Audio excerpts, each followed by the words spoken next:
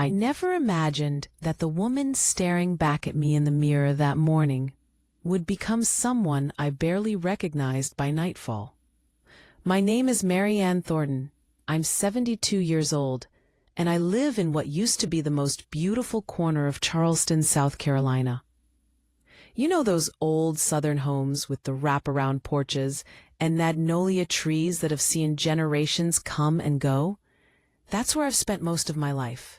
In the house my late husband Thomas and I built together with our own savings and dreams. But let me tell you about the morning that changed everything. It was a Thursday, around 5:30 in the morning. I remember because the grandfather clock in the hallway had just finished its chiming, and I was sitting in my favorite armchair in the kitchen, the one with the faded floral cushion that Thomas bought me 30 years ago. I had my reading glasses perched on my nose, trying to focus on a recipe book, but my mind kept wandering. The house felt different lately, heavy with a tension I couldn't quite name. My daughter Victoria had been living with me for the past 3 years. She moved back after her divorce, bringing along her bitterness and her wine bottles. At first, I was happy to have her home. A mother always wants her child close, doesn't she? I thought maybe I could help her heal, help her find herself again. But as the months turned into years, I watched my successful, confident daughter transform into someone I didn't recognize. The corporate job she lost after her marriage fell apart. The drinking that started as an occasional glass and became an everyday necessity. The anger that seemed to seep into every corner of our home. That particular morning, I heard the front door slam so hard the windows rattled. My heart jumped into my throat. I knew that sound. It meant Victoria had come home from wherever she'd been all night, and she was in one of her moods. I heard her footsteps, uneven and heavy, making their way through the house. She was drunk again.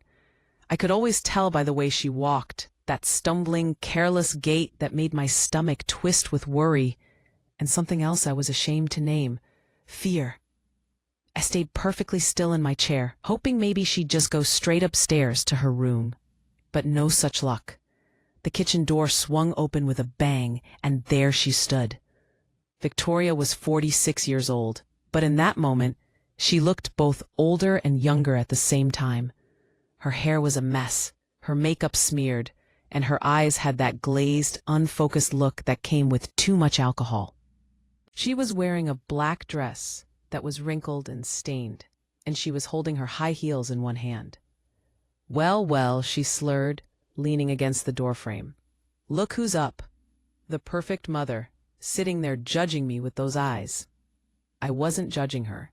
I was terrified of her. But I kept my voice soft and steady.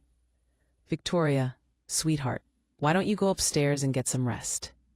We can talk in the morning when you're feeling better." That was the wrong thing to say. It was always the wrong thing to say. Her face twisted into something ugly, something that didn't look like my daughter at all. She threw her shoes across the kitchen, and they hit the wall with a loud thud, leaving a black mark on the cream-colored paint I'd just redone last spring. "Don't you tell me what to do," she shouted, her voice echoing in the small space. "You don't get to tell me anything anymore. This is my house too. Actually, it should be my house. I'm your only daughter. I deserve it more than you do." I'd heard this speech before, many times.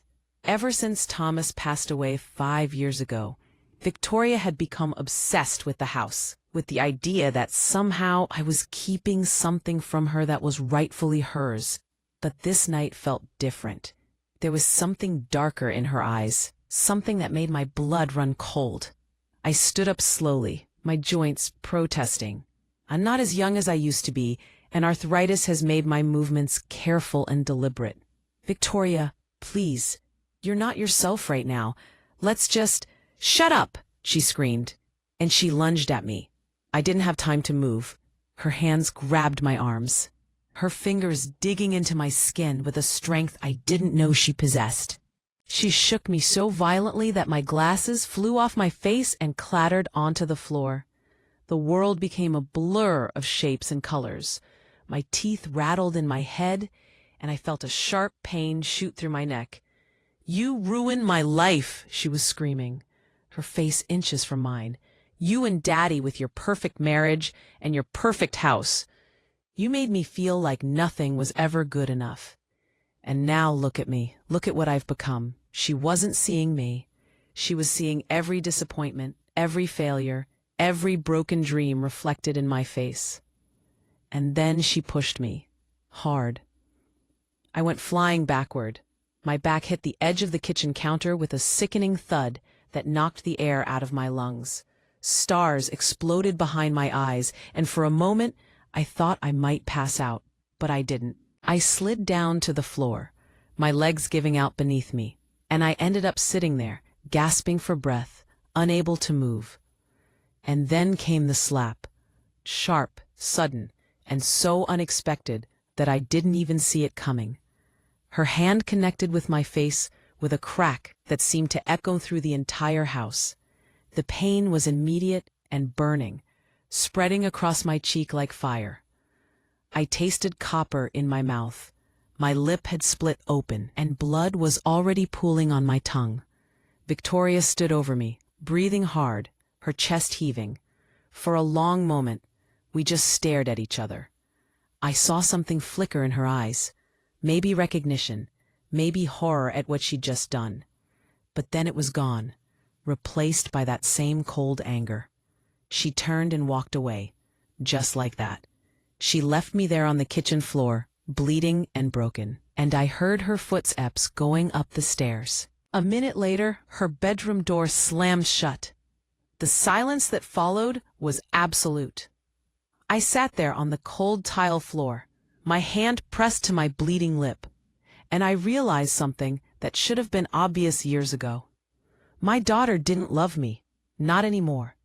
Maybe she never had.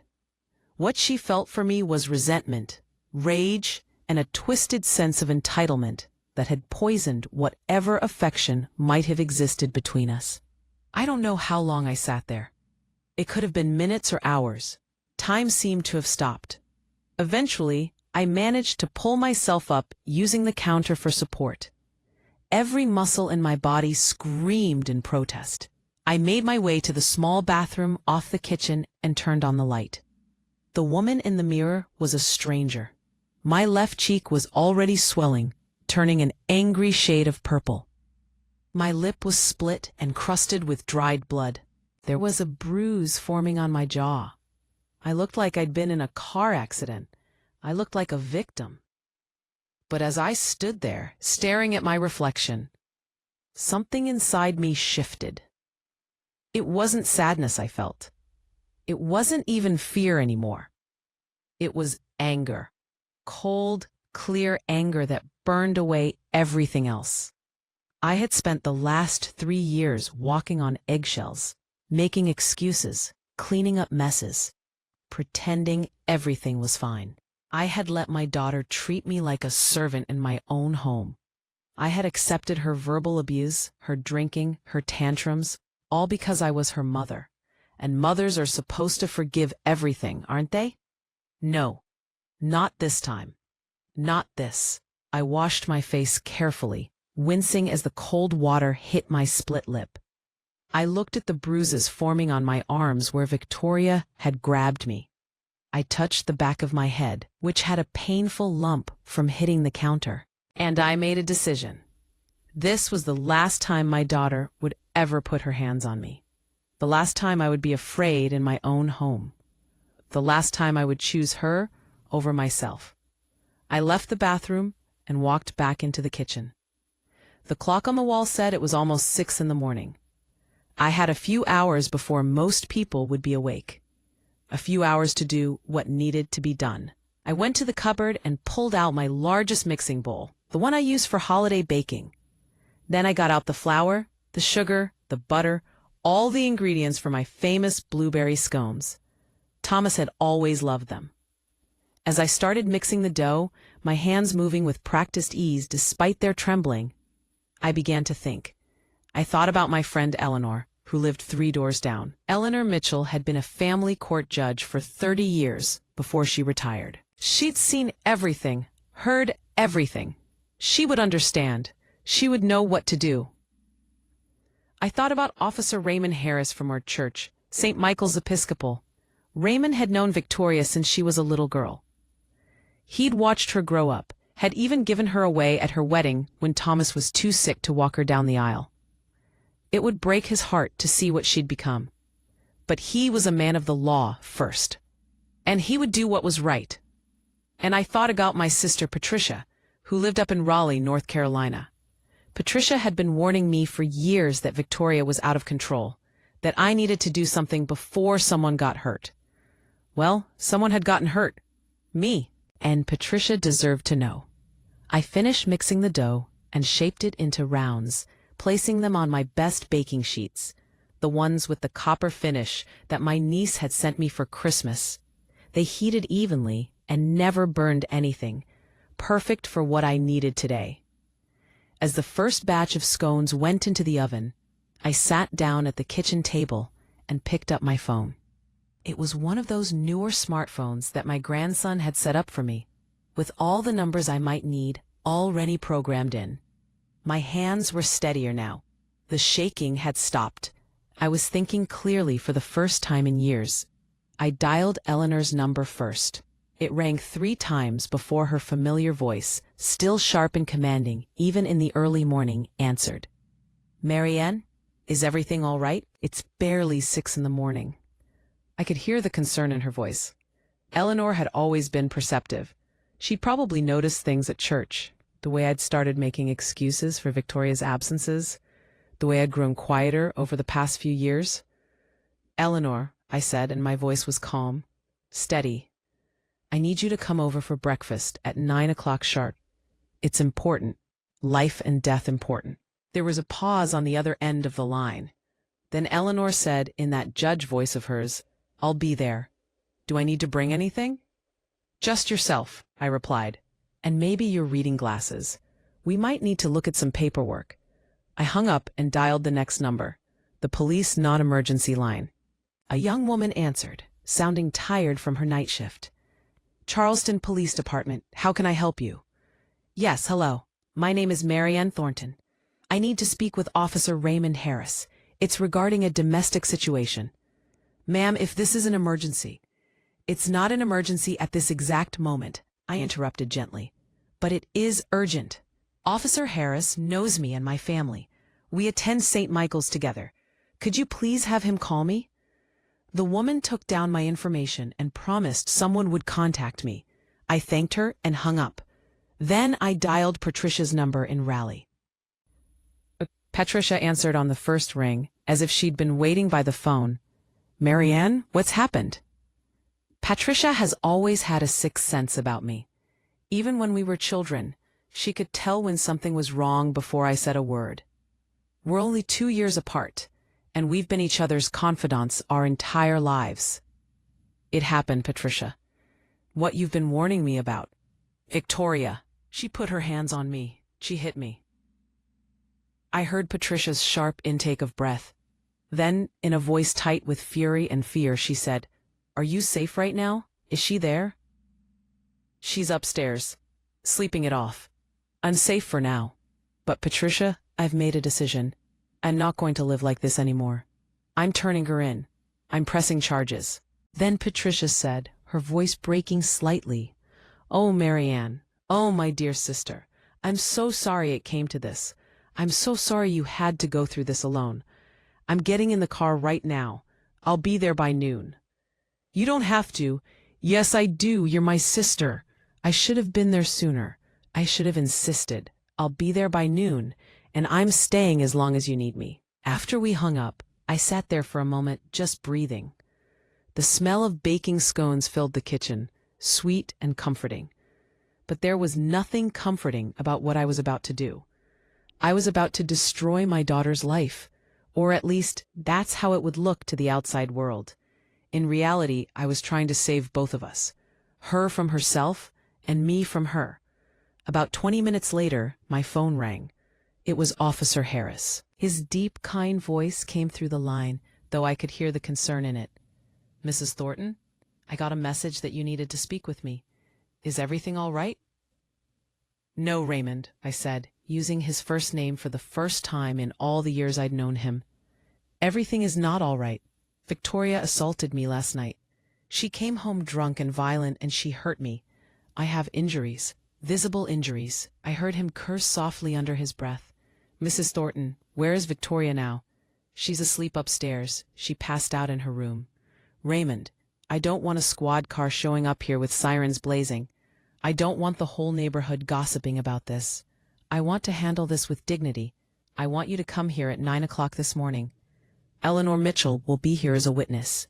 We're going to sit down like civilized people, and then you're going to arrest my daughter. There was a long pause. Mrs. Thornton, that's highly irregular. In cases of domestic violence, we usually— I know what you usually do, I interrupted. But this is my home, my daughter, and my decision about how this is handled. I'm not asking for special treatment, Raymond. I'm asking for respect. I've been a member of this community for 50 years. I deserve to do this my way. Another pause. Then he sighed. Yes, ma'am, you do. I'll be there at 9 o'clock sharp. But Mrs. Thornton, if you feel unsafe at any point before then, if she wakes up and there's any trouble, you call 911 immediately. Promise me. I promise, I said. After I hung up, I pulled the first batch of scones from the oven. They were perfect, golden brown and fragrant. I set them on a cooling rack and prepared the second batch. As I worked, I felt something I hadn't felt in years. Control, power over my own life. I wasn't a victim cowering in fear. I was a woman making a choice, taking action, refusing to accept the unacceptable anymore. While the scones baked, I went upstairs to my bedroom. I needed to get ready for what was coming. I stood in front of my closet, looking at my clothes. What does one wear to their daughter's arrest? The question would have been funny if it wasn't so heartbreaking. I chose a dress. It was a simple dress in a deep charcoal gray, with long sleeves and a modest neckline. It was the kind of dress you wear to a funeral or a very serious occasion. I laid it out on my bed, along with my pearl necklace, the one Thomas gave me on our 25th anniversary. And I went to take a shower. The hot water stung the cuts and bruises, but it also washed away something intangible. The shame, maybe. The guilt. The feeling that somehow this was my fault for not being a better mother, for not knowing how to fix my broken daughter. As I stood under the spray, I let myself cry for the first time since it happened. I cried for the little girl Victoria used to be, the one who would bring me dandelions from the yard and tell me I was the prettiest mommy in the world. I cried for the woman she'd become, so full of rage and pain that she couldn't see what she was doing to herself and everyone around her. And I cried for myself, for the loss of the dream every mother has, that their child will love them forever. But by the time I turned off the water, the tears were done.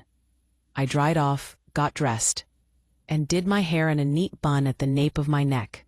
I looked at myself in the mirror. The bruises stood out starkly against my pale skin. I've thought about covering them with makeup, but then I remembered something Patricia had said to me once. The truth doesn't need decoration, Marianne. It speaks for itself. So I left my face bare, except for a touch of lipstick. Not my usual soft pink, but a deeper shade, almost burgundy. It was a color that meant business, that said I wasn't backing down. I put on my pearls, slipped into my low-heeled pumps, and went back downstairs. The house was still quiet. Victoria hadn't stirred. Part of me hoped she'd sleep through it all, that she wouldn't wake up until it was already done. But that was the coward's way out, and I wasn't going to be a coward anymore. I set the dining room table with my good china, the set with the delicate blue flowers that had been my mother's. I used the white linen tablecloth that I only brought out for special occasions, and I placed fresh flowers in the center of the table. White roses from my garden that I'd cut the day before. Everything had to be perfect. This wasn't just breakfast. It was a ceremony, a formal declaration that my life as Victoria's victim was over. I arranged the scones on a silver platter alongside butter and homemade blueberry jam. I brewed a full pot of coffee in my good silver coffee service and set out cream and sugar in matching bowls. I put out 4 place settings, one for me at the head of the table, one for Eleanor on my right, one for Officer Harris on my left, and one at the far end for Victoria. As I worked, I thought about all the breakfasts we'd shared at this table over the years. Victoria's birthday mornings when she was little, Thomas and I laughing as she blew out candles on her special pancake stack. Holiday mornings with the extended family, the table groaning under the weight of food and love. Sunday mornings after church, peaceful and content. When had it all gone so wrong? When did my daughter's heart turn so cold? If you feel my words, show your support by liking the video and subscribing to the channel. And tell me from which city you belong, so I can see how far a woman's impactful voice can reach. Help me build this community so we can bring more truthful stories for you. I checked the clock. It was 8:15. In 45 minutes, Eleanor would arrive. Officer Harris would come shortly after. And then the life I'd been living for the past 3 years would end, one way or another. I sat down in my chair at the head of the table and folded my hands in my lap. The house was absolutely silent, except for the ticking of the grandfather clock. I closed my eyes and said a prayer. Not for forgiveness, not for strength, but for clarity, for the wisdom to do what was right, not what was easy, for the courage to see this through, no matter how much it hurt. At 8:45, I heard movement upstairs. My heart rate picked up, but I forced myself to stay calm. Victoria's bedroom door opened, and I heard her stumble into the bathroom. The water ran for a long time. She was probably trying to wash away the night, to make herself presentable. Little did she know that nothing she could do would change what was coming. At exactly 9 o'clock, the doorbell rang. I stood up, smoothed down my dress, and walked to the front door. Through the frosted glass, I could see Eleanor's silhouette. I opened the door. Eleanor Mitchell stood on my porch, looking every inch the retired judge she was. She wore a cream-colored linen suit with a silk blouse, and her silver hair was perfectly styled. But it was her eyes that caught me, sharp and assessing, taking in every detail of my face. "Oh, Marianne," she breathed, and for a moment, the professional facade cracked. She reached out and gently touched my cheek, just below the bruise. "She did this to you?" I nodded, not trusting my voice. Eleanor's expression hardened, and she stepped inside. "Where is she?" "Upstairs, getting ready. She doesn't know yet. She doesn't know anyone's coming." Eleanor nodded grimly. "And Raymond? He should be here any minute." As if on cue, there was a knock at the door. I opened it to find Officer Harris, in full uniform, looking deeply uncomfortable. Behind him stood another younger officer I didn't recognize. "Mrs. Thornton," Raymond said formally. "This is Officer Jenkins. I hope you don't mind, but protocol requires I bring a partner for situations like this." "Of course," I said, stepping aside to let them in. "Please, come to the dining room. Would you like some coffee?" The surreal politeness of it all wasn't lost on any of us. Here we were, treating this like a social call when we all knew what was really about to happen. But that's how I wanted it. Civilized, dignified. Not a trashy reality show scene, but a formal proceeding. We all went into the dining room and took our seats. Eleanor sat to my right, solid and supportive. Raymond and Officer Jenkins sat to my left. The scones sat untouched on their platter. The coffee steamed in its pot, and the chair at the far end of the table remained empty. "Mrs. Thornton," Raymond began, pulling out a small notepad. "I need to ask you some questions before we proceed. Can you tell me exactly what happened?" I took a deep breath and told them everything. I didn't leave anything out. I told them about Victoria moving back in 3 years ago, about the drinking that got progressively worse, about the verbal abuse that I tolerated for far too long. I told them about last night, about how she came home drunk and violent. I described how she grabbed me, shook me, pushed me into the counter, and slapped me across the face. I showed them the bruises on my arms where her fingers had dug in, the split lip, the swelling on my cheek. Eleanor listened with her judge face on, stern and unmoved, but I could see her hands clenched tightly in her lap. Raymond wrote everything down, his expression getting grimmer with every word. When I finished, he looked up from his notepad. "Mrs. Thornton, I need to be clear about this. Are you certain you want to press charges? This will result in Victoria's arrest. She'll be taken into custody, she'll be charged with assault, and depending on her record and the evidence, she could face significant consequences." "I'm certain," I said without hesitation. "I should have done this a long time ago." "Have there been other incidents of physical violence?" "No. Last night was the first time she actually hit me. But the verbal abuse, the intimidation, the destruction of property, that's been going on for months."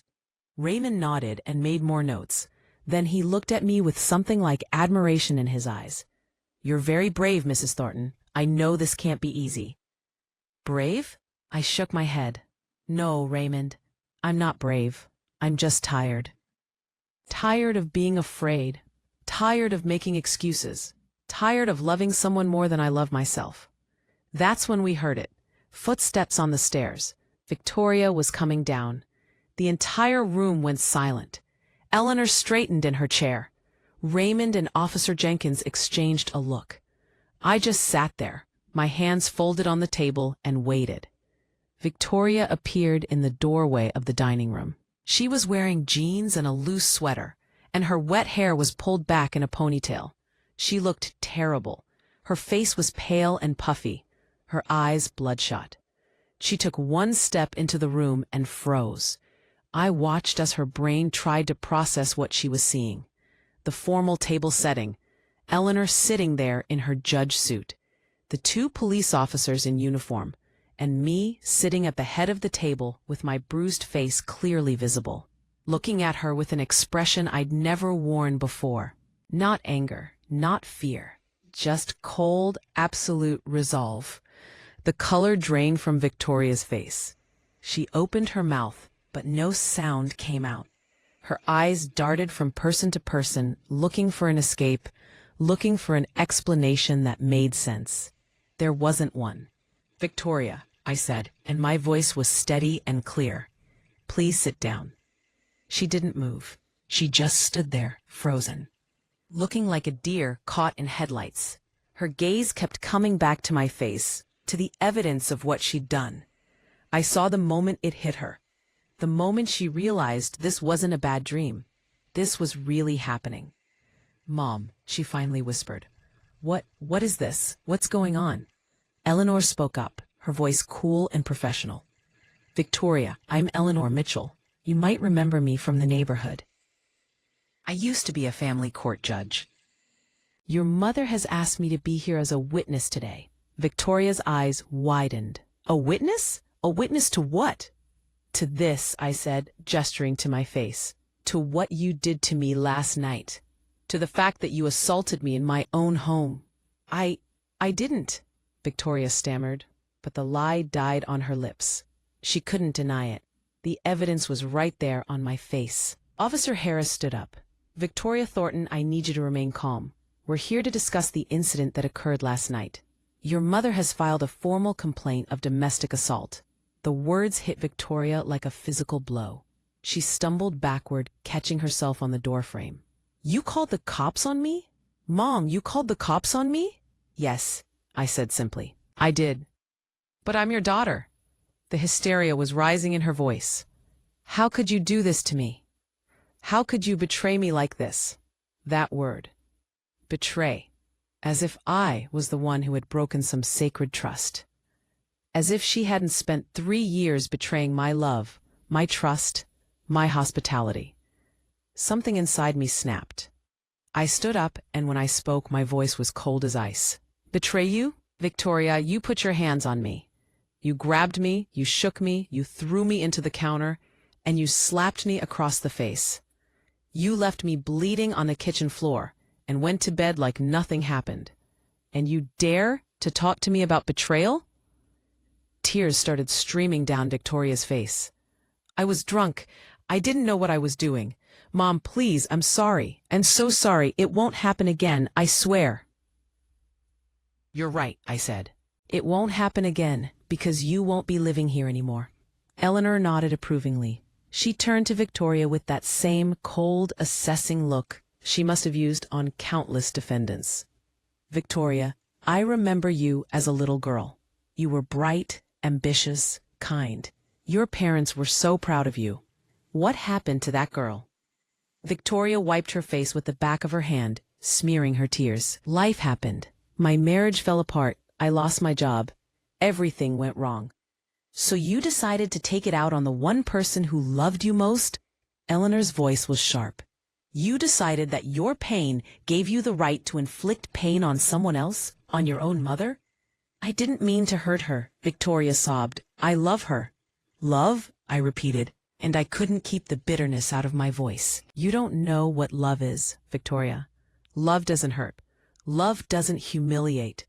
Love doesn't make you afraid in your own home. What you feel isn't love. It's possession. You think because I'm your mother, I belong to you.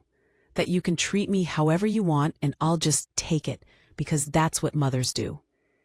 I walked around the table, moving closer to her.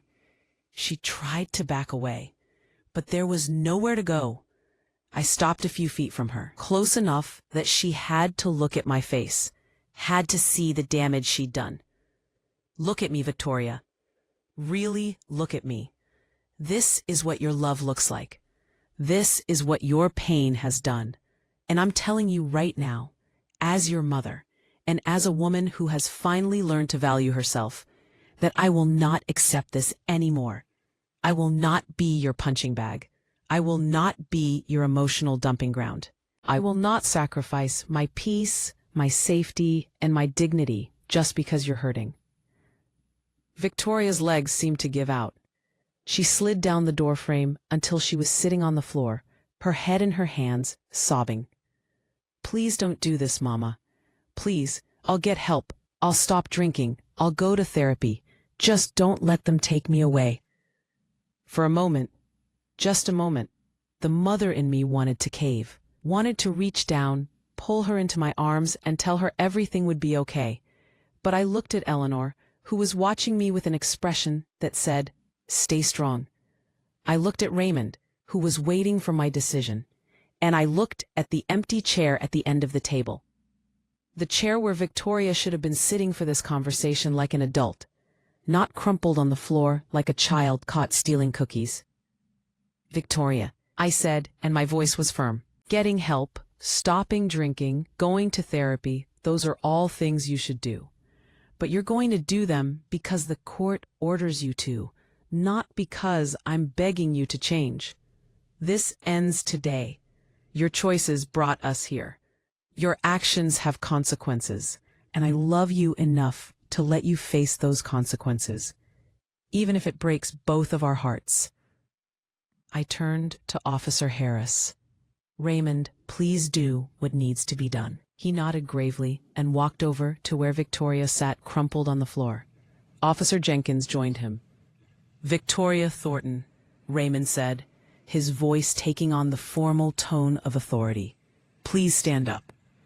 Victoria looked up at him, her face a mess of tears and mascara. Raymond, please, you've known me since I was little. You know I'm not a bad person. Please don't do this. Anything you say can and will be used against you in a court of law. You have the right to an attorney. If you cannot afford an attorney, one will be provided for you. As he read her the Miranda rights, that familiar litany I'd heard 1,000 times on television, but never thought I'd hear in my own home, Victoria started to hyperventilate. No, no, no, this can't be happening. This can't be real. Turn around and put your hands behind your back, Raymond instructed. Victoria turned her pleading eyes to me one last time. Mom, please don't let them do this. I'm begging you. I met her gaze steadily. I'm sorry, Victoria, but I have to let them, for both our sakes. She turned around, still crying. And Raymond gently but firmly pulled her arms behind her back. The click of the handcuffs closing was one of the most painful sounds I've ever heard. It was the sound of a mother's worst nightmare and her greatest act of self-preservation happening at the same time.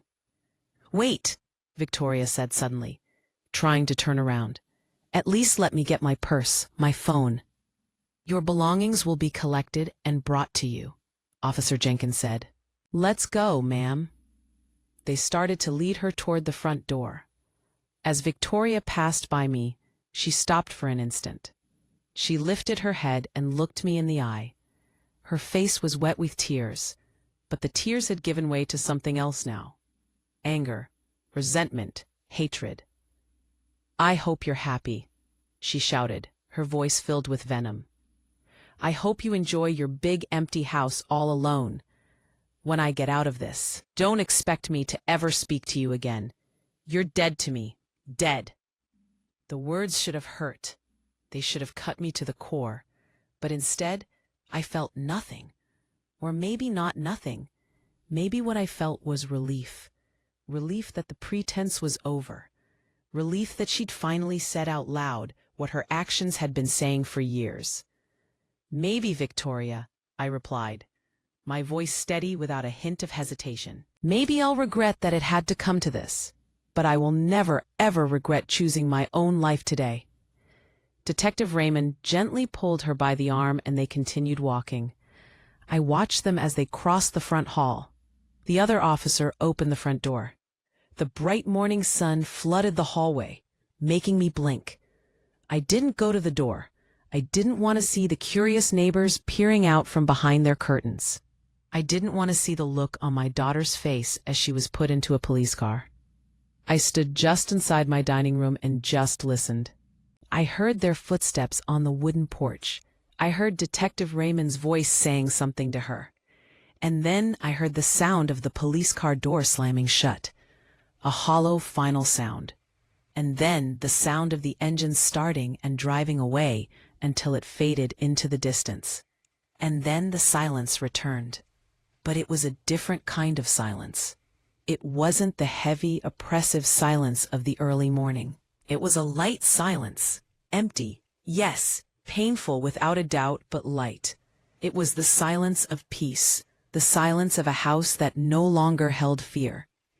I just stood there for I don't know how long. My muscles, which had been tense for hours, began to relax. The adrenaline that had kept me on my feet started to dissipate, and a wave of exhaustion, so overwhelming, hit me. My knees buckled. Before I could fall, I felt a firm hand on my arm. It was Eleanor. She had gotten up and come to me. She held me steady, and the other officer, the one who had stayed behind, came over and pulled out a chair for me. Eleanor helped me sit down. It's over, Marianne, she said, her voice soft for the first time that morning. It's over. You did it. You saved yourself. Did I? I whispered. Or did I just destroy my daughter's life?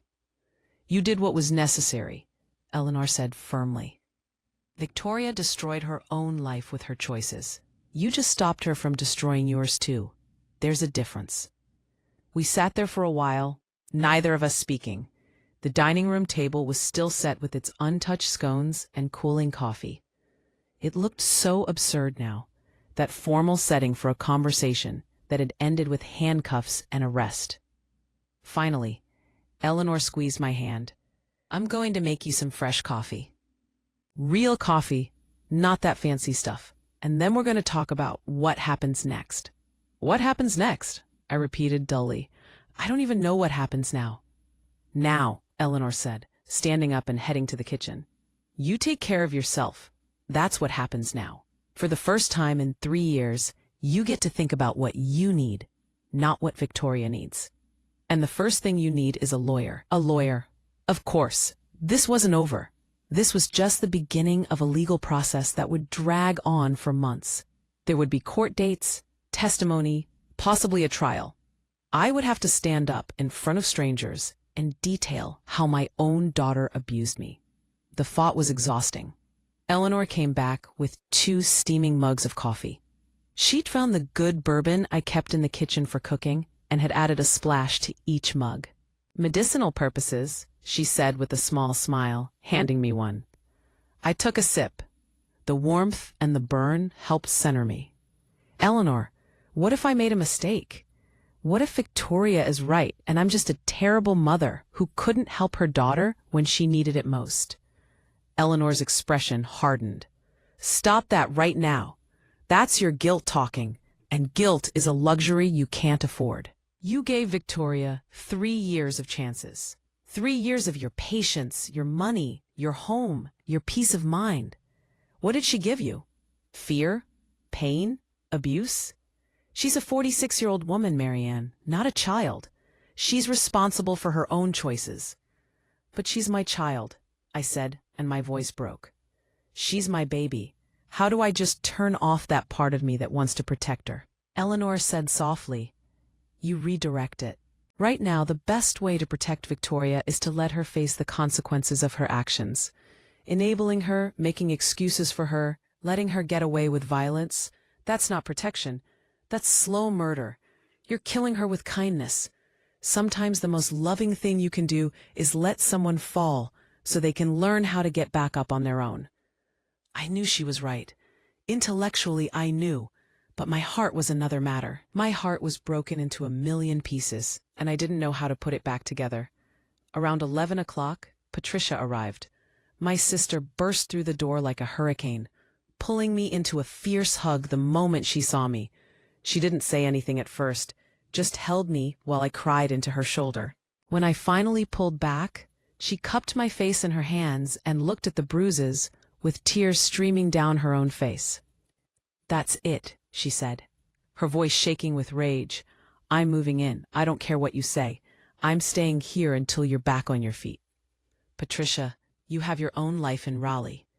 My life can wait. You're my sister. You need me. End of discussion." And that was Patricia.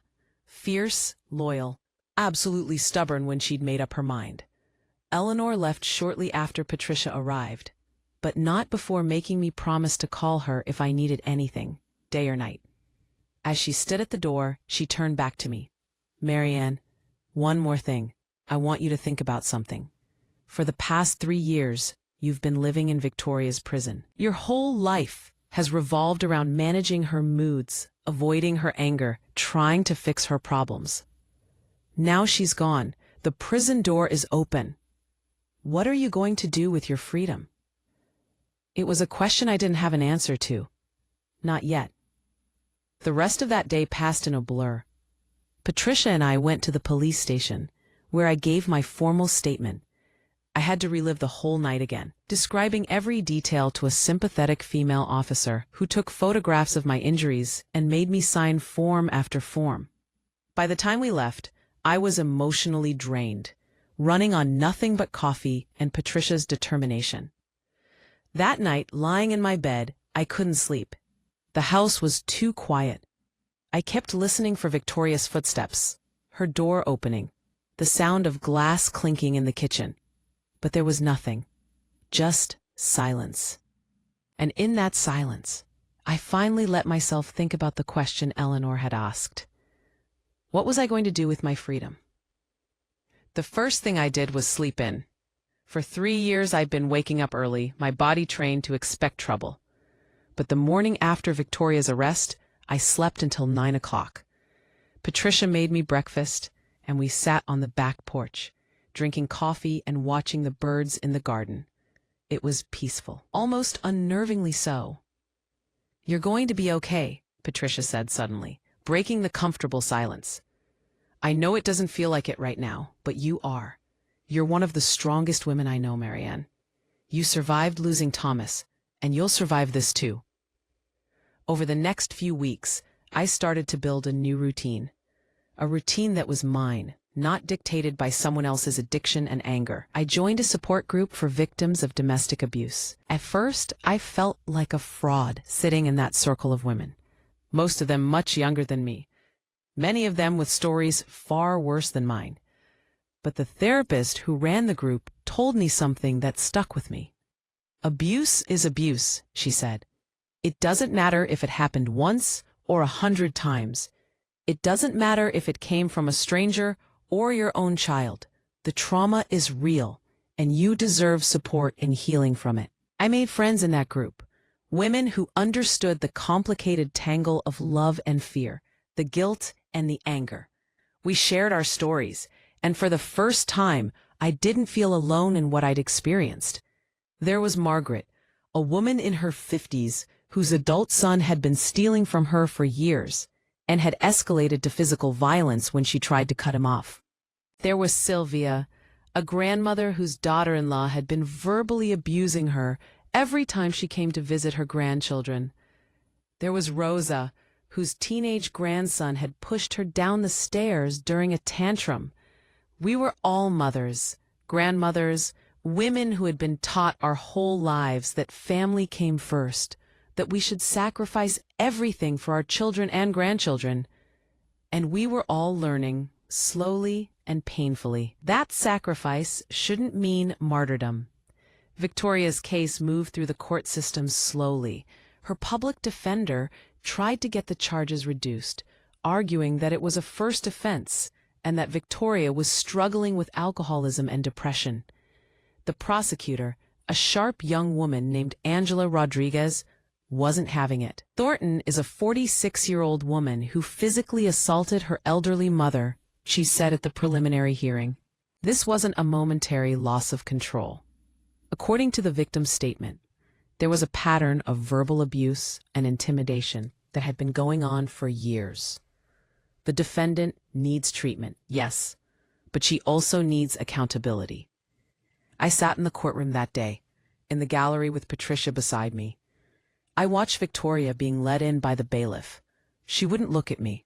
She kept her eyes on the floor, her shoulders hunched. She looked smaller somehow, diminished. The public defender, a young man who looked barely out of law school, argued passionately for leniency. He talked about Victoria's good job history before her divorce, her lack of prior criminal record, her willingness to seek treatment.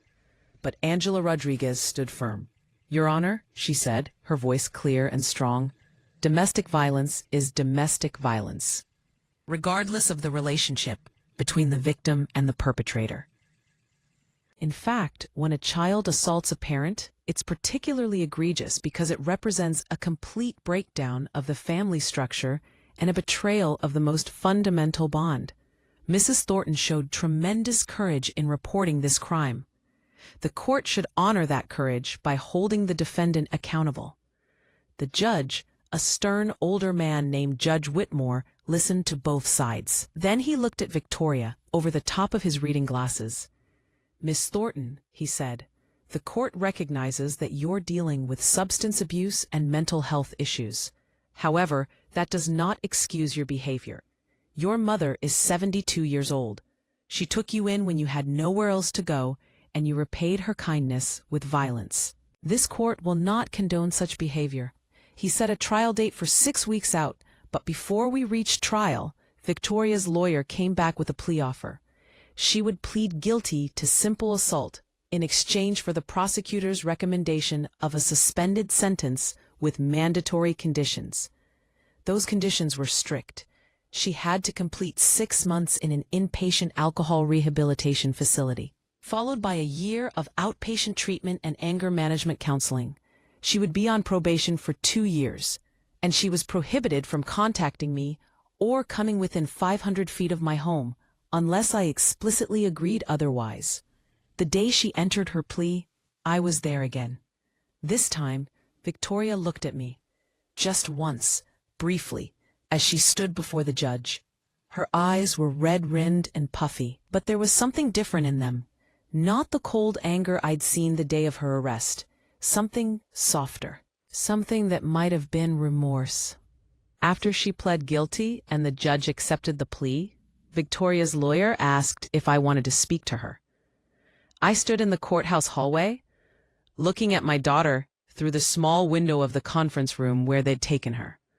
She looked so small, so broken, but I remembered what Eleanor had said. Sometimes the most loving thing you can do is let someone fall. No, I told the lawyer. Not yet. Tell her I hope she gets the help she needs. Tell her I love her, but tell her I can't have a relationship with her until she's proven she's changed. And that might take years, or it might never happen. Either way, I wish her well. As I walked out of the courthouse into the bright Carolina sunshine, I felt something I hadn't felt in a very long time. Hope, not hope that Victoria and I would have the mother-daughter relationship I'd always dreamed of. That ship had probably sailed. But hope that I could build a life that was mine, a life filled with peace, purpose, and people who truly loved me.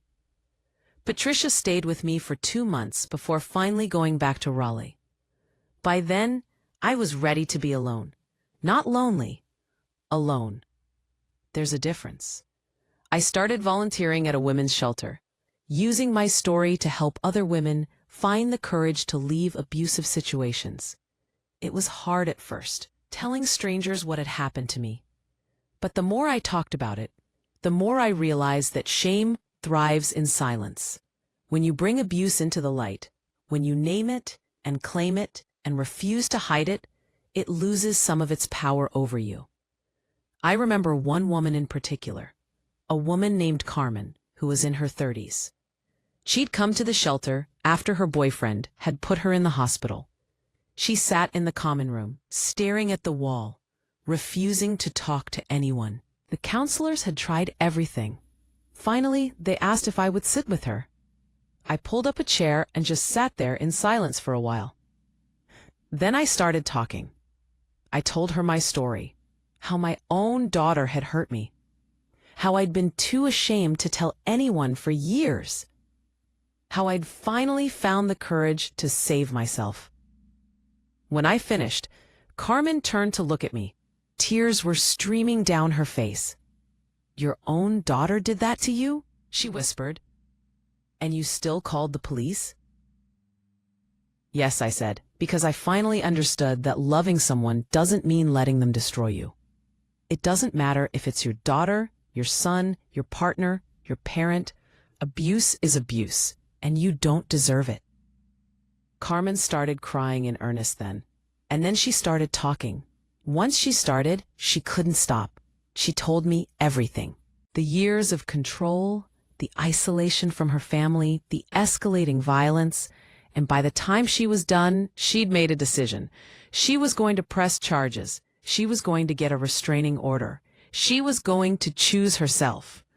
I worked with Carmen for months after that, helping her navigate the legal system, sitting with her in court, celebrating with her when she got her own apartment.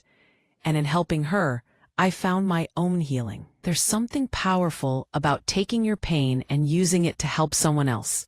It doesn't erase what happened to you, but it gives it meaning. It transforms you from a victim into a survivor, and then into a warrior fighting for others. I took up painting, something I'd always wanted to try but never had time for. I bought myself an easel and a set of watercolors and spent hours in my garden trying to capture the way the light fell through the magnolia leaves. I wasn't very good at first. My trees looked more like green blobs, and my flowers were unrecognizable. But I didn't care. It wasn't about being good. It was about doing something just for me, something that brought me joy. I reconnected with old friends I'd been too ashamed to see during Victoria's worst years. Margaret Lewis, who I'd known since our children were in elementary school together. She invited me to join her book club. And I said yes. Every other Tuesday, I went to someone's house, drank wine, ate cheese, and talked about books. Sometimes we actually discussed the book we were supposed to have read. Other times, we just talked about our lives, our children, our hopes and fears. It was normal. It was ordinary. And it was wonderful. I started taking better care of myself. I went to the doctor for a full physical. something I'd been putting off for years. I started walking every morning, making a loop around the neighborhood. I bought new clothes, things that made me feel good, not just practical items. I got my hair done at a real salon instead of cutting it myself. These were small things, but they added up. They were acts of self-love, of reclaiming my worth. And slowly, very slowly, I reclaimed my home. I repainted the kitchen, getting rid of the mark on the wall where Victoria's shoe had hit. I chose a cheerful yellow color, bright and warm. I replaced the blue vase she'd broken with something new, a beautiful piece of pottery I bought from a local artist at the farmer's market. It didn't carry the weight of memory, the burden of the past. It was just mine, chosen by me for me. I rearranged the furniture in the living room, moving things around until they felt right. I bought new curtains for the dining room, a soft cream color that let in more light. I planted new flowers in the garden, roses and lavender and black-eyed Susans. Every change I made was a declaration. This is my home. This is my space. This is my life. 6 months after Victoria entered rehab, I received a letter from her. My hands shook as I took it from the mailbox. I sat on the front porch, in the swing Thomas had built for me 40 years ago, and I opened it. The letter was short, written in pencil on lined paper. Strong P. Mom, I don't expect you to forgive me. I don't know if I'll ever forgive myself, but I want you to know that I'm trying, really trying this time. The counselors here have helped me understand that I was taking all my failures, all my anger at myself, and directing it at the one person who never gave up on me. That's not love. That's poison. I poisoned our relationship, and I poisoned myself. I have a long way to go. But for the first time in years, I have hope that I can become someone better. Someone who would make Dad proud. Someone who might someday be worthy of being called your daughter again. Thank you for being strong enough to stop me. Thank you for loving me enough to let me fall. I'm learning how to stand on my own now. I love you, Victoria. I read that letter 3 times, sitting there on the porch swing with tears streaming down my face. They weren't tears of sadness.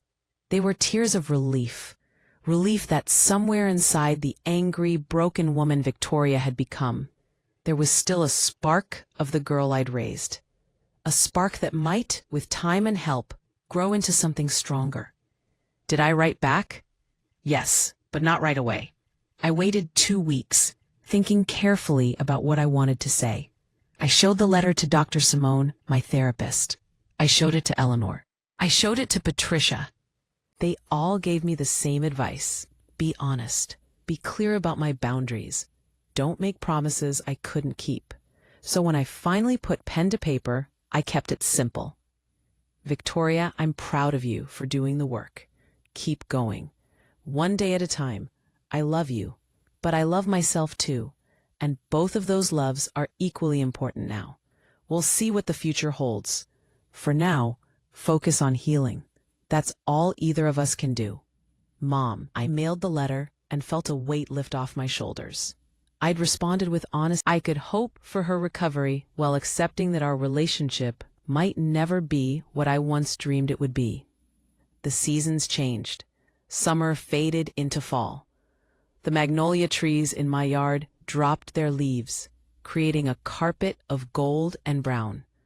I raked them into piles and found a strange satisfaction in the simple physical labor. I was stronger than I'd been in years, not just physically, though the daily walks and the gardening had certainly helped with that. But emotionally, spiritually, I'd walked through fire and come out the other side, and I discovered something about myself. I was resilient. I was capable. I was worth saving.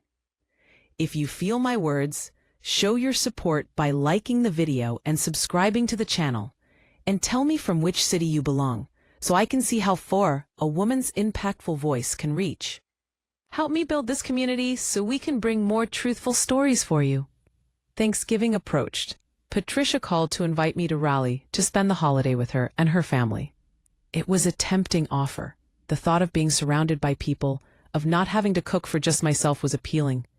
But something inside me said no. I wanted to stay home. I wanted to host Thanksgiving in my own house. To reclaim that tradition that had once meant so much to me. I invited Patricia and her husband, my niece and her family, Eleanor and a few other friends from church. I spent days preparing, cooking all the traditional dishes. I set the table with my mother's china, the tablecloth freshly laundered and pressed. I put candles on the table and fresh flowers from my garden. The house smelled like turkey and stuffing and pumpkin pie, like home. When everyone arrived on Thanksgiving Day, the house filled with laughter and conversation. We said grace, and I found myself truly grateful for the first time in years. Grateful for my sister who had stood by me. Grateful for Eleanor who had been my rock. Grateful for my friends who hadn't judged me. Grateful for my home, my health, my freedom. Grateful that I'd had the courage to save myself. After dinner, as we sat around the table drinking coffee and eating pie, Patricia raised her glass. "I want to make a toast," she said. "To my sister Marianne, the strongest, bravest woman I know. You faced the unthinkable this year, and you not only survived, you thrived. I'm so proud of you."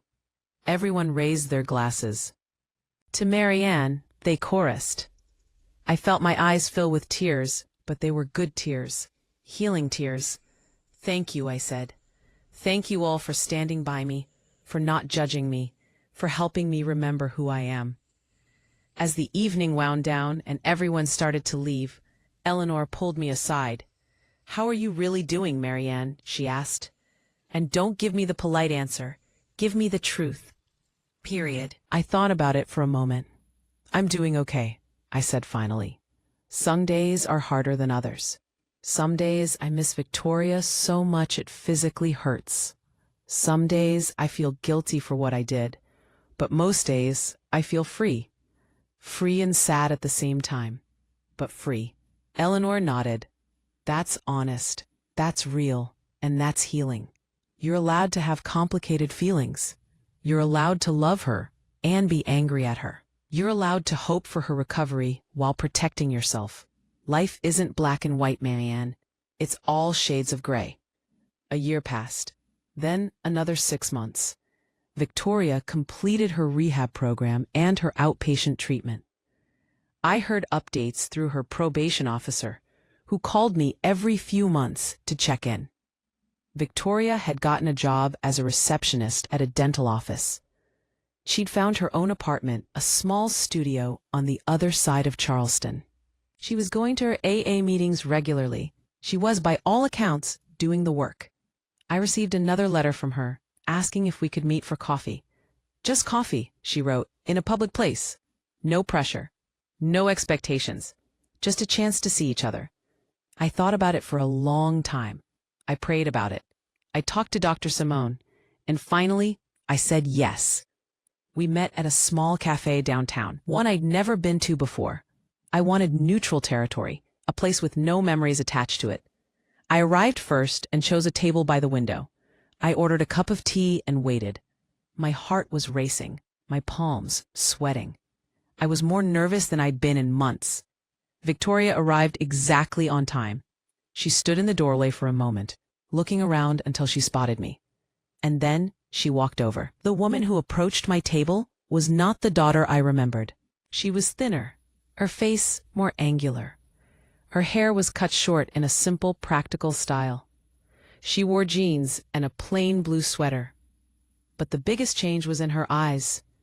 They were clear, sober, and filled with an emotion I hadn't seen there in years. Humility. "Hi, Mom," she said softly. "Thank you for agreeing to meet me." "Hi, Victoria," I replied. "Sit down." She sat across from me and folded her hands on the table. "I know this is awkward," she began. "And I know I don't have any right to ask anything of you. But I wanted to see you. I wanted you to see me. To see that I'm trying to become a better person." I looked at her, really looked at her, searching for signs of the angry, violent woman she'd been. I didn't see her. The woman across from me seemed genuine, nervous, hopeful. "Tell me about your program," I said. "Tell me what you've been learning." And she did. She talked about the intensive therapy, the group sessions, the 12 steps of AA. She talked about confronting her alcoholism, admitting that she was powerless over it. She talked about making amends, about taking inventory of all the people she'd hurt and the damage she'd caused. "The hardest part," she said, her voice breaking slightly, "was looking at what I did to you. Really looking at it. Not making excuses. Not blaming the alcohol or my divorce or anything else. Just accepting that I, Victoria, made a choice to hurt the person who loved me most in the world. And I have to live with that for the rest of my life." "How do you live with it?" I asked. "By trying to be better every single day," she said. "By staying sober. By going to my meetings. By being honest with myself and others. By accepting that some things can't be fixed, only learned from." We talked for an hour. It was stilted at times, awkward at others. There were long pauses where neither of us knew what to say. But there was also honesty. Raw, painful honesty. When it was time to go, Victoria stood up. "Can I hug you?" she asked hesitantly. I hesitated, and then I stood up and opened my arms. She stepped into them and we hugged briefly. It wasn't the warm, comfortable hug of a mother and daughter who trusted each other completely.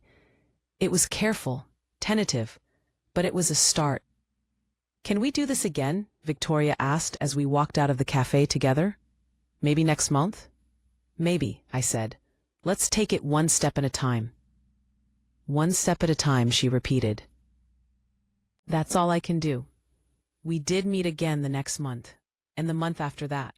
Slowly, carefully, we began to build something new. Not the relationship we'd had before, that was gone forever. But a new relationship, founded on honesty and respect and clear boundaries. I never invited her back to the house. That remained my sanctuary, my safe place. We always met in public, in cafes or restaurants or parks, and I was always careful never to be alone with her in an enclosed space. Trust, once broken so completely, takes years to rebuild, if it can be rebuilt at all. During one of our meetings, about a year and a half after her arrest, Victoria brought up something that surprised me. "Mom, I've been working with my therapist on making amends. That's part of the program. And I wanted to ask if you'd be willing to let me formally make amends to you." "What would that look like?" I asked cautiously. "Ma, it means I would sit down with you and acknowledge specifically everything I did wrong. I would take full responsibility without making excuses. And I would ask if there's anything I can do to make it right, knowing that some things can never be made right." I thought about it. Part of me wanted to say no, that I'd heard enough apologies, that I didn't need her to rake it all up again. But another part of me, the part that was still healing, thought maybe it would help.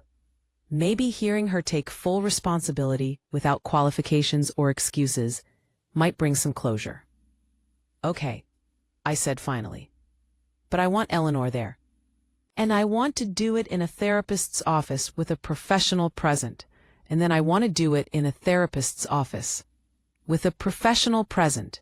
Dr. Simone's office." Eleanor came with me, sitting beside me on the couch, while Victoria sat in a chair across from us. Dr. Simone sat off to the side, present but not interfering unless necessary.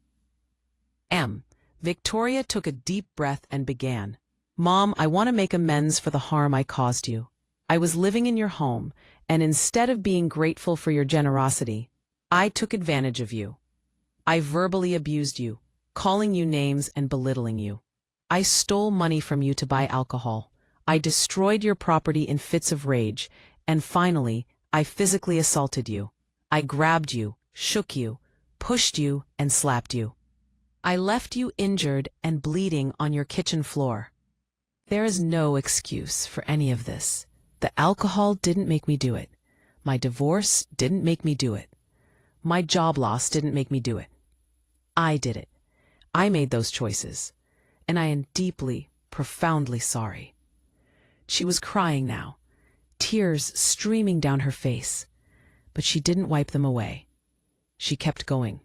"I took your love and your trust, and I weaponized it. I used the fact that you're my mother, that you loved me unconditionally, as a shield to treat you terribly. I knew you would keep taking me back, keep forgiving me, and I exploited that. I was a bully and an abuser, and the fact that you're my mother makes it worse, not better." I sat there, listening, feeling Eleanor's hand squeeze mine. It was hard to hear. Every word was like opening an old wound, but it was also necessary. This was the accountability I'd needed. This was Victoria finally seeing herself clearly and naming what she'd done. "I can never undo the harm I caused," Victoria continued. "I can never take back that night or any of the nights before it. I can never erase the fear I made you feel in your own home. But I want you to know that I'm spending every day trying to become someone who would never do that again. I'm sober, I'm in therapy, I'm working on myself, and if there's anything I can do to make amends, anything at all, please tell me." When she finished, the room was silent. I looked at Victoria, at her tear-stained face, and I felt something shift inside me. Not forgiveness exactly. Not yet. But maybe the beginning of it. Maybe the first small seed of it. "Victoria," I said slowly, "what you can do to make amends is continue doing exactly what you're doing.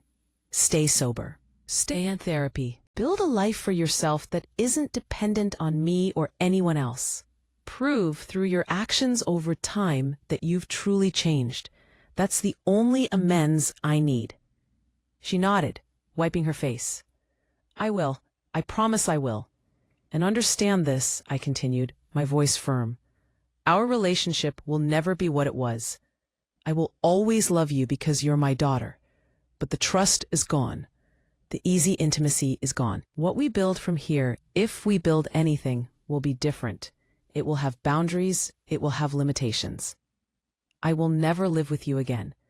You will never have unfettered access to my home or my life. We will meet in public places, on my schedule, when I'm ready. Is that clear?" "Yes," Victoria said. "That's more than fair. That's more than I deserve." After that meeting, something settled in me. I'd heard what I needed to hear. Victoria had looked me in the eye and taken full responsibility for her actions. She hadn't made excuses. She hadn't minimized or justified. She'd simply owned it, and that mattered. The months continued to pass. I settled into my new life, my free life. I started teaching a watercolor class at the community center, sharing my newfound passion with other beginners.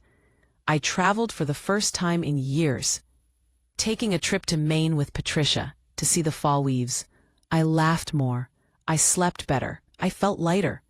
Victoria and I continued to meet monthly. We talked about safe topics mostly. Her job, my volunteer work, books we'd read, shows we'd watched. Occasionally, we'd venture into deeper waters, talking about her recovery or my healing. But we never pushed too hard, never demanded more than the other was ready to give. 2 years after her arrest, Victoria asked if she could come to the house for Christmas. It was a big ask, a huge ask. The house had become my sanctuary, the one place that was entirely mine, entirely safe. Letting her back in felt like opening a door I'd worked so hard to close. I didn't answer right away.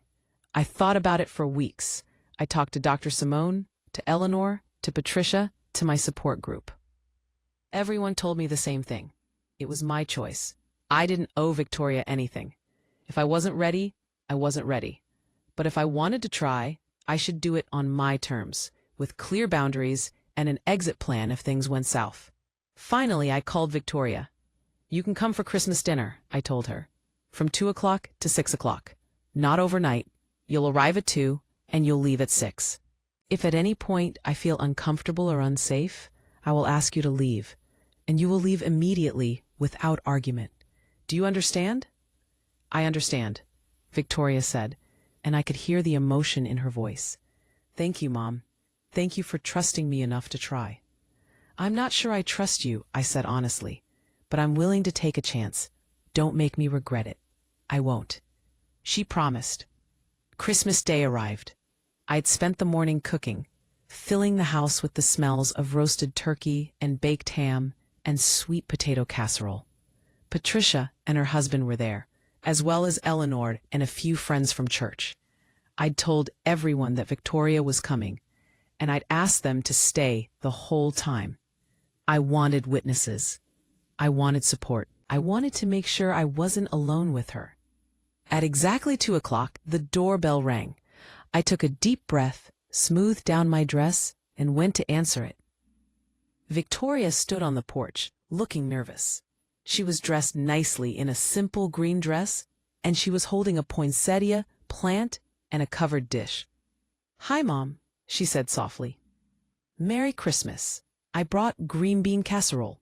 I know it's your favorite. And this plant for your porch." I looked at my daughter, at the effort she'd made, at the anxiety in her eyes. "Merry Christmas, Victoria," I said. "Come in." She stepped into the house she'd been banned from for 2 years. She stood in the foyer, looking around like she was seeing it for the first time. "You repainted," she said. "Yes," I replied. "I've made a lot of changes." We went to the dining room where everyone was gathered. There were hugs, awkward at first, as Victoria greeted Patricia and Eleanor and the others. But gradually the tension eased. We sat down to dinner, Victoria at the far end of the table, away from me. I'd arranged it that way deliberately, close enough to participate, far enough that I didn't feel crowded. The meal was okay. It wasn't perfect. There were moments of awkward silence, moments when someone would start to mention the past and then catch themselves. But there were also moments of laughter, moments of genuine connection. Victoria told a funny story about a patient at the dental office where she worked. Patricia shared photos of her grandchildren. Eleanor recounted a hilarious incident from her days on the bench. After dinner, we all helped clean up. Victoria and I ended up at the sink together, washing dishes side by side. It was the first time we'd been alone together in the house since that night. My heart was racing, but I forced myself to stay calm. She's not the same person, I reminded myself, and neither am I. "Mom," Victoria said quietly, not looking at me, "thank you for letting me come today. I know how hard this must be for you. I know what it means that you're giving me this chance." "It is hard," I admitted.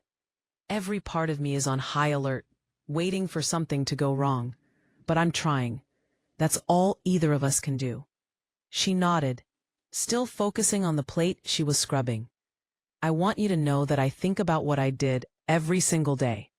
Every morning when I wake up, I remember that I hurt you. And every night before I go to sleep, I pray that someday you'll be able to forgive me. But I also understand if you can't, if you never can. I did something unforgivable." I set down the dish I was drying and turned to look at her.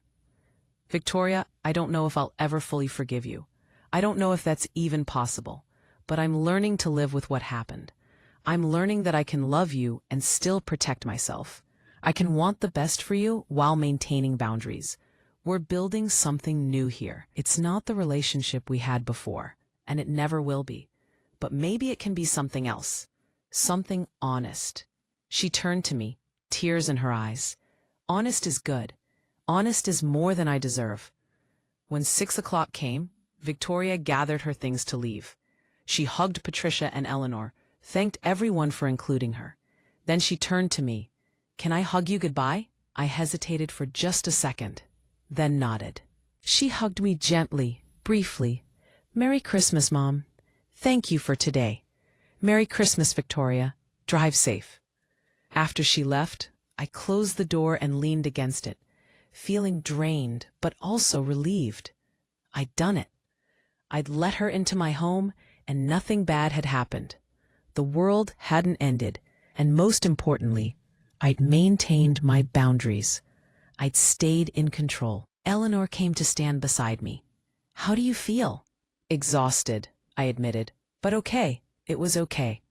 "You did good, Marianne," Eleanor said. "You were strong and compassionate at the same time." That's not easy. The next few years were a continuation of that tentative rebuilding. Victoria and I met regularly, sometimes for coffee, sometimes for lunch, occasionally for dinner at a restaurant. She came to the house for Christmas and Thanksgiving, always during the day, always with other people present. Slowly, so slowly, I barely noticed it happening. I started to relax around her. And now, she hit her 3-year sobriety anniversary, then her 4-year. She got promoted at work, becoming the office manager at the dental practice. She started dating someone, a man she met at her AA meetings who was also in recovery. She was building a life, a real life, that didn't revolve around me or depend on me. And I was building my own life too. I became certified as a domestic violence advocate, working with women at the shelter, and sometimes accompanying them to court. I took more art classes, branching out from watercolors to acrylics to oils. I joined a hiking group and started exploring the trails around Charleston. I dated briefly, a nice widower from church, though it didn't develop into anything serious. That was okay. I was learning that I didn't need a partner to be complete. I was whole on my own. 5 years after Victoria's arrest, she asked me something that surprised me. We were having lunch at our usual cafe when she said, "Mom, I've been thinking about something.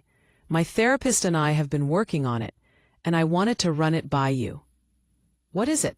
I asked, curious but cautious. "I want to speak publicly about what I did," she said, "about domestic violence in families, about addiction, about recovery. There are so many people out there who are hurting their family members and don't see it or won't admit it. I want to share my story, to maybe help someone else wake up before they do something they can't take back." I was silent for a moment, processing this. "That's a big step," I said finally. "Are you sure you're ready for that? For people to know what you did?" "I'm sure," she said. "I've been hiding from it for too long. Yes, I've done the work in therapy. Yes, I've stayed sober, but I've done it all privately. I think it's time to use my story to help others, but I wanted to make sure you're okay with it first. I don't want to cause you more pain or embarrassment." I thought about what it would mean for people in our community to know the full story, about the gossip, the judgment, the pity. But I also thought about Carmen and all the other women I'd worked with at the shelter, about how powerful it had been for them to hear my story, about how sharing our truth, however painful, could help others find theirs. "If you're going to do it," I said slowly, "then I want to do it with you. I want to tell my side too. Not to shame you, but to give the full picture. To help other parents understand that loving your child doesn't mean accepting abuse, that it's okay to protect yourself even from your own family." Victoria's eyes widened. "Are you sure? Mom, I don't want you to feel like you have to." "I'm sure," I interrupted. "If we're going to do this, let's do it together. Let's show people what real recovery and real rebuilding looks like. Not perfect, not easy, but honest." And so we did. We started speaking at conferences about domestic violence and addiction. We appeared on local news programs. We were interviewed for articles in newspapers and magazines. Always together, always telling both sides of the story. Victoria talked about her descent into alcoholism and violence. I talked about the fear, the shame, and the moment I decided to choose myself. The response was overwhelming. We received hundreds of letters and emails from people who saw themselves in our story. Adult children who realized they were abusing their parents. Elderly parents who found the courage to call the police on their abusive children. Therapists and social workers who thanked us for bringing attention to a problem that too often stayed hidden. One letter in particular stuck with me. It was from a woman in her 60s whose adult son had been physically abusing her for years. She wrote, "I always thought that being a good mother meant enduring anything for your child. But your story helped me understand that love doesn't require martyrdom. Because of you, I called the police. Because of you, my son is getting the help he needs. And because of you, I'm finally safe in my own home. Thank you for being brave enough to tell your truth. I kept that letter in a frame on my desk. On the hard days, when I questioned whether I'd done the right thing all those years ago, I would read it and remember. I'd saved myself, yes, but in doing so, I'd also helped save others. If you feel my words, show your support by liking the video and subscribing to the channel. And tell me from which city you belong, so I can see how far a woman's impactful voice can reach. Help me build this community so we can bring more truthful stories for you. Victoria and I will never have a traditional mother-daughter relationship. There are boundaries between us that will always exist. I will never again live with her, or depend on her, or let my guard down completely. The trust that we shattered that night can never be fully restored. But we have something else. Something that might be even more valuable. We have honesty. We have respect. We have a relationship built not on obligation or guilt, but on choice and intention. Today, as I sit on my porch in Charleston, watching the sun set over the magnolia trees, I feel something I couldn't have imagined feeling 8 years ago. Peace. Deep, abiding peace. Not because everything is perfect, not because all wounds have healed, but because I know, without a doubt, that I made the right choice. The choice to call the police that morning wasn't about punishment. It wasn't about revenge. It was about survival. It was about recognizing that I deserved to be safe, that I deserved to be treated with respect, that I deserved to live without fear, and that those things were more important than maintaining a false peace or protecting someone who was hurting me. I think about that morning, Ocean. About standing in my kitchen at 5 in the morning, baking scones with a split lip and bruised face, making phone calls that would change everything. About the courage it took to open that door and let Eleanor and Officer Harris in. About watching my daughter being led away in handcuffs, knowing that it was the hardest and the rightest thing I'd ever done. Some people have asked me if I have any regrets. The answer is complicated. Do I regret that it came to that point? Absolutely. I regret that I didn't set firmer boundaries earlier. I regret that I enabled Victoria's behavior for so long out of misplaced love. I regret that I didn't recognize the warning signs and intervene before she hit rock bottom. But do I regret calling the police? Do I regret having her arrested? No, not for a single second. Because that decision saved both of us. It saved me from continued abuse, from living in fear, possibly from serious injury or death. But it also saved Victoria. It forced her to confront her addiction and her behavior. It made her face consequences she'd been avoiding her whole life. It put her on a path to recovery that she never would have found on her own. Sometimes the most loving thing you can do for someone is refuse to participate in their self-destruction. I've learned so much over these past years. I've learned that guilt is a heavy burden that serves no purpose. I've learned that forgiveness is not the same as reconciliation. I've learned that you can love someone from a distance, that boundaries are not walls, they're bridges, and that choosing yourself is not selfish, it's necessary. I've learned that strength isn't about how much you can endure. It's about knowing when to say enough. It's about recognizing your worth and refusing to accept less than you deserve. It's about understanding that you can't save someone who doesn't want to be saved, and that trying to do so will only drown you both. Most importantly, I've learned that it's never too late to choose yourself. I was 72 years old when I made that choice. 72. Many people would have thought I was too old to start over, too old to rebuild my life. But they would have been wrong. Age doesn't determine your ability to change, to grow, to reclaim your power. I'm proof of that. Victoria is proof of it too. At 46, she thought her life was over. She'd lost her marriage, her job, her dignity. She'd hit what she thought was rock bottom. But rock bottom, as it turned out, was just the foundation she needed to rebuild on. Today, at 54, she's sober, employed, in a healthy relationship, and using her story to help others. She's not the same person she was 8 years ago. Neither am I.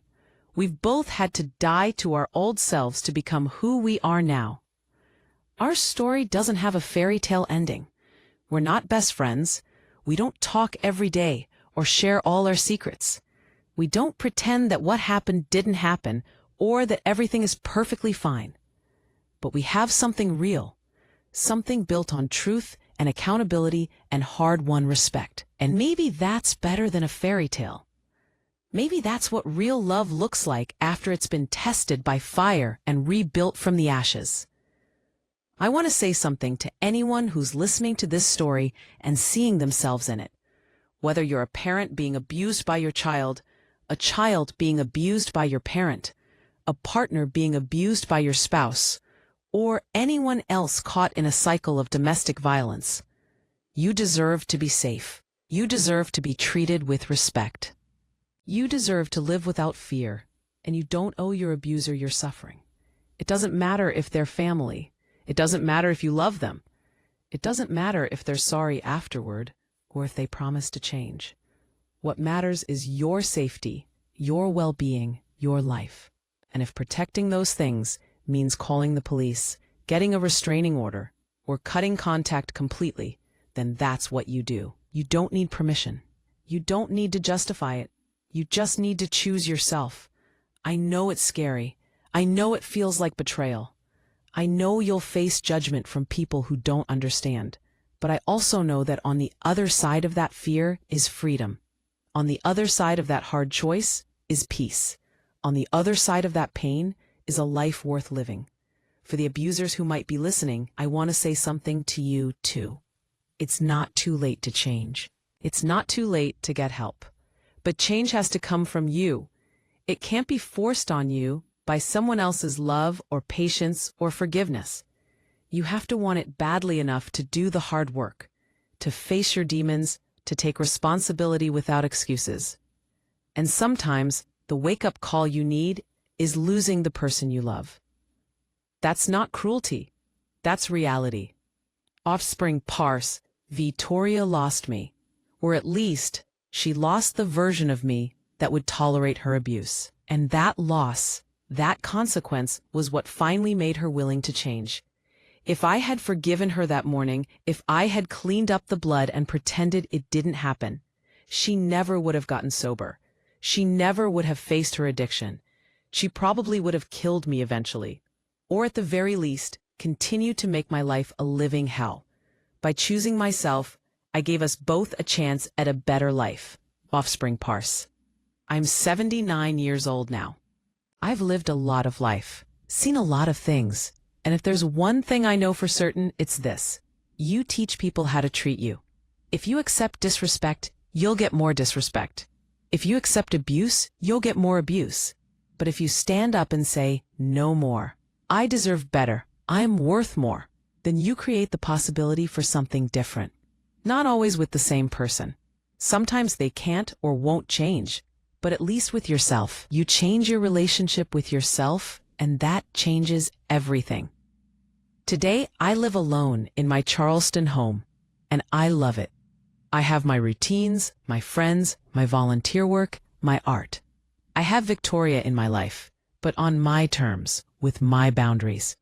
I have Patricia, who calls me every Sunday without fail. I have Eleanor, who still comes over for coffee and reminds me how far I've come. I have a community of women I've helped through the shelter, and who have helped me in return. I have a life that is full and meaningful and mine. Every morning, I wake up without fear. I go through my day without walking on eggshells. I go to bed at night feeling safe. These simple things, these ordinary things, are extraordinary gifts. They're gifts I gave myself by having the courage to say enough. So to anyone out there who's living in fear of someone they love, who's making excuses for unacceptable behavior, who's sacrificing their peace for someone else's comfort, I say this: it's time to choose yourself. It won't be easy. It might be the hardest thing you ever do, but it will be worth it. I promise you, it will be worth it. My name is Mary Ann Thornton. I'm 79 years old. I live in Charleston, South Carolina. I'm a survivor of domestic violence at the hands of my daughter. I'm an advocate for other survivors. I'm an artist, a volunteer, a friend, a sister. I'm a woman who learned at 72 that it's never too late to save your own life. And I'm free. That's my story. That's how one terrible night became the catalyst for the most important decision of my life. That's how I learned that choosing yourself isn't selfish, it's survival. That's how I discovered that love without boundaries isn't love at all. It's codependency. And that's how I found my voice and learned to use it. Thank you for listening. Thank you for hearing my truth. Thank you for being part of this community of survivors and fighters and women who refuse to be victims. Your support means everything. If this story resonated with you, please share it. You never know who needs to hear it. You never know whose life might be changed by knowing they're not alone. If you feel my words, show your support by liking the video and subscribing to the channel. And tell me from which city you belong so I can see how far a woman's impactful voice can reach. Help me build this community so we can bring more truthful stories for you. Remember, you are worthy, you are valuable, you are deserving of respect and safety and peace. Never forget that. Never let anyone convince you otherwise. And if you find yourself in a situation where you need to choose between someone else's comfort and your own safety, always, always choose yourself. Until next time, take care of yourselves, be kind to yourselves, and remember that asking for help isn't weakness, it's courage. Standing up for yourself isn't selfishness, it's self-respect. And choosing to live free of fear isn't optional, it's essential.